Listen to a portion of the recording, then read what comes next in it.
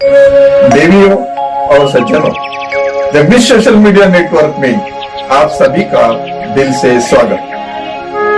प्रतिदिन के अनुसार प्रस्तुत करते हैं स्वामी वासुदेवानंद जी सरस्वती इनके अमृतमय वाणी द्वारा विष्णु सहस्त्र नाम प्रवचन। प्रथम नमन आपको। जय गुरुदेव।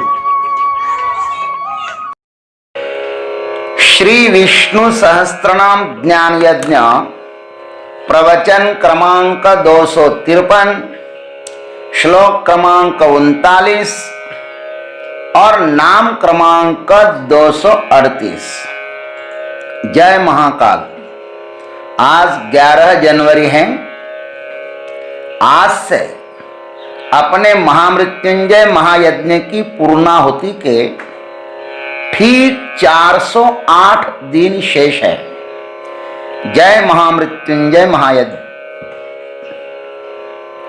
ओम त्र्यंबकं यजामहे सुगंधिं पुष्टिवर्धनम् उर्वारुकमिव बन्धनान् मृत्युर्मुक्षीयमामृतात्। सदाशिवसमारम्भान् शङ्कराचार्यमध्यमाम् अस्मदाचार्यपर्यन्तां वन्दे गुरुपरम्पराम्। शान्ताकारं भुजगशयनं पद्मनाभं सुरेशं विश्वाधारं गगनसदृशं मेघवर्णं शुभांगं लक्ष्मीकान्तं कमलनयनं योगिभिर्ध्यानगम्यं वन्दे विष्णुं भवभयहरं सर्वलोकैकनाथम्। सुप्रसादः प्रसन्नात्मा विश्वधृग्विश्वभुग्विभुः सत्कर्ता सत्कृतः साधुः जह्नुर्नारायणो नरः। ओम प्रसन्नात्मने नमः। ओम तत्सत। भगवान के सुप्रसाद नाम के अनंतर अब भीष्म पितामह जी महाराज भगवान के प्रसन्न नाम का यहां पर आदर के साथ नाम ले रहे हैं। प्रसाद का वितरण प्रसन्नता से ही होना चाहिए। किसी भी चीज का आपको दान करना हो तो वह प्रसन्नता पूर्वक ही होना चाहिए। भगवान ने अर्जुन को कहा था, मया प्रसन्नेन तवार्जुनेदम रूपम परम दर्शितम आत्मयोगात्। हे अर्जुन, प्रसन्न होकर मैंने अपनी योग शक्ति के प्रभाव से यह मेरा परम तेजोमय सबका आदि और सीमा रहित विश्वरूप तुझे दिखाया है। अथवा भगवान ने गीता के दूसरे अध्याय में भी कहा है, प्रसादे सर्व दुखानां हानि अस्योपजायते प्रसन्न चेतसो ह्याशु बुद्धि पर्यवतिष्ठते। प्रसाद से आवरण नष्ट होकर हृदय निर्मल हो जाता है और तब प्रसन्नता से आत्म साक्षात्कार होता है। प्रसाद और प्रसन्नता ये दोनों भी साथ साथ में ही रहती हैं। ज्ञानोबा मावली ने लिखा है, देखे अखंडित प्रसन्नता आथी जेत चित्ता तेत रिगने नाही समस्ता संसार दुखा। जिसका चित्त सदैव प्रसन्न रहता है वहां पर संसार का दुख प्रवेश नहीं करता। जैसा अमृताचा निर्झरू प्रसवे जयाचा जठरू तया क्षुधे तृषेचा अर्धरू काहीच नाही। जिसके हृदय में से सदैव अमृत का झरना निर्झरित हो रहा हो वहां पर कई क्षुधा और तृषा, भूख और प्यास रह सकती है। ठीक उसी प्रकार तैसे हृदय प्रसन्न होए तरी दुःख कैचे क्या आहे ते तापैसी बुद्धि राहे परमात्मा रूपी। जहां पर सदैव प्रसन्नता है वहां पे कभी दुख नहीं रह सकता। जैसे निर्वातीचा दीपू, जिस स्थान पर हवा नाम की कोई चीज है ही नहीं, वहां पर ये दीप जैसे स्थिर रहता है, वैसे ही ये योग युक्त पुरुष जो है ना, वह अपने आप में सदैव मस्त रहता है, प्रसन्न रहता है। इसलिए प्रसाद के अनंतर अब प्रसन्न नाम आया है। प्रसाद और प्रसन्नता साथ में ही होनी चाहिए। प्रसन्नात्मा का अर्थ है प्रसन्न स्वभाव वाले परमात्मा। भाष्यकार इस प्रसन्न नाम के 4 अर्थ करते हैं। पहला अर्थ है रजस्तमोभ्याम अकलुषित आत्मा अंतःकरणम अस्य इति प्रसन्नात्मा। भगवान का अंतःकरण रज और तम से दूषित नहीं है, इसलिए वे प्रसन्नात्मा है। दूसरा अर्थ करते हैं करुणार्ध स्वभावत्वाद्वा, अथवा भगवान का स्वभाव कैसा है, करुणार्द्रव। ये परमात्मा का स्वभाव होने से वे प्रसन्नात्मा है। तीसरा अर्थ करते हैं यद्वा प्रसन्न स्वभाव, प्रसन्न स्वभाव यानी करुणा करने वाले परमात्मा है। और चौथा अर्थ करते हैं कारुणिकः इति अर्थः अवाप्त सर्व कामत्वाद्वा। उन्हें सब प्रकार की कामनाएं प्राप्त होने के कारण परमात्मा कैसे हैं, प्रसन्न हैं।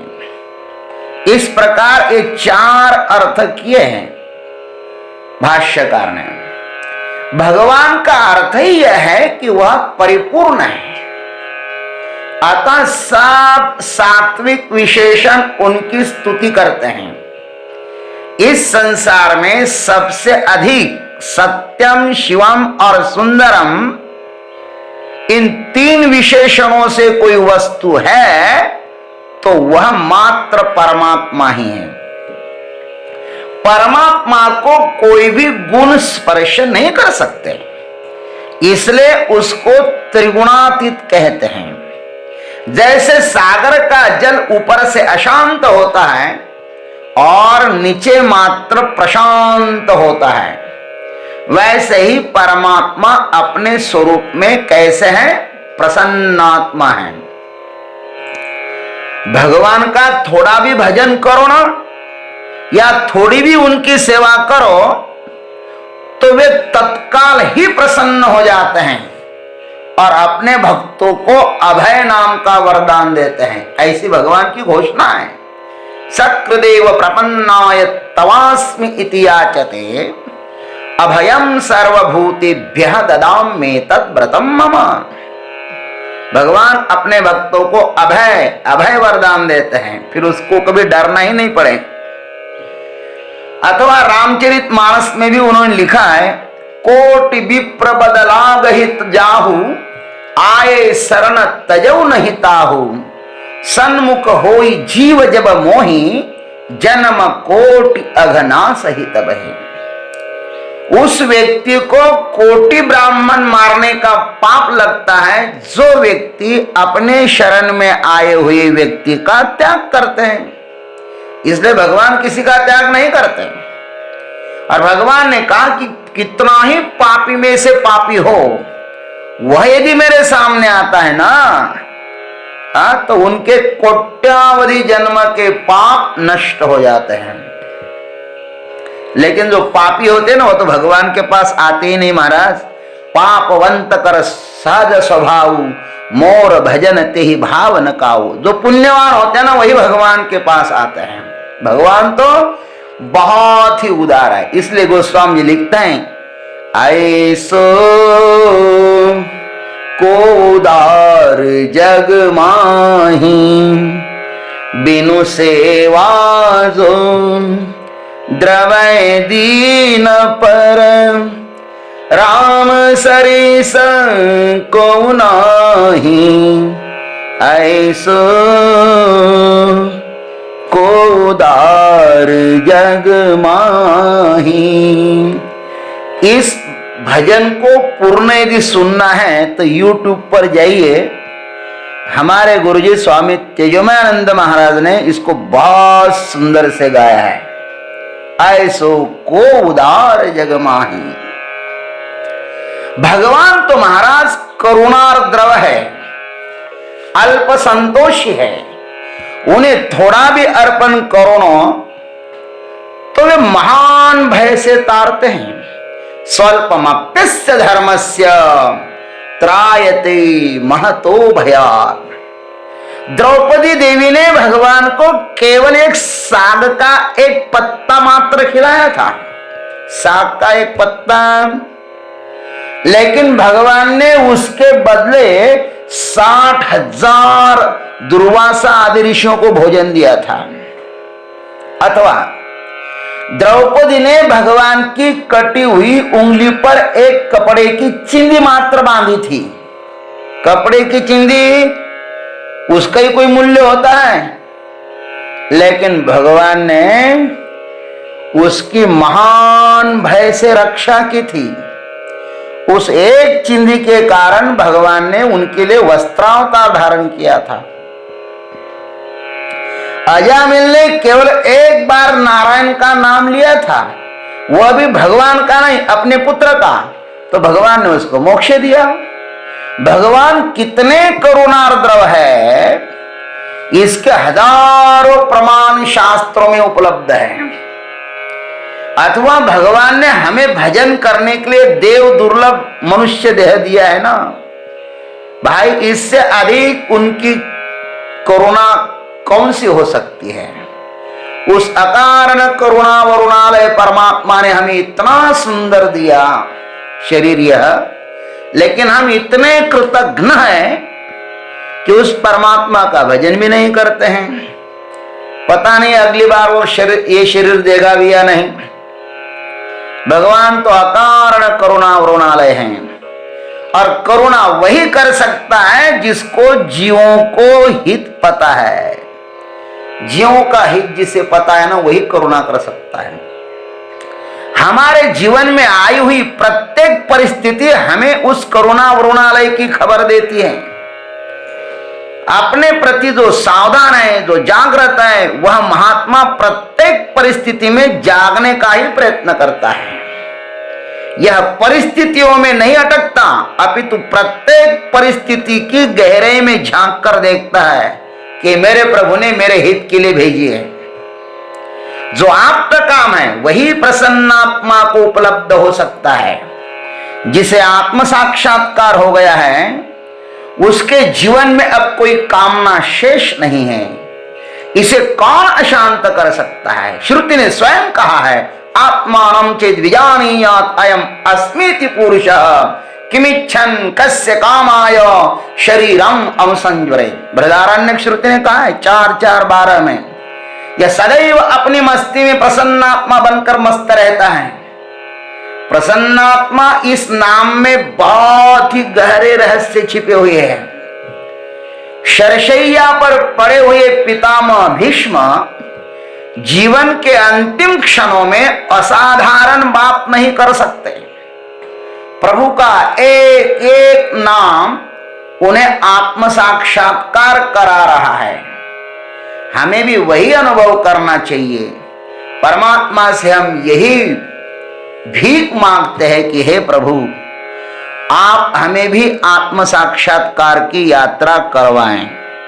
जय गुरुदेव, जय जगदीश्वर, जय जय महाकाल। अभी आप सुन रहे थे स्वामी वासुदेवानंद जी सरस्वती इनके अमृतमय वाणी द्वारा विष्णु सहस्त्र नाम ज्ञान यज्ञ प्रवचन का अगला भाग लेकर कल सुबह फिर उपस्थित होंगे। हरिओम।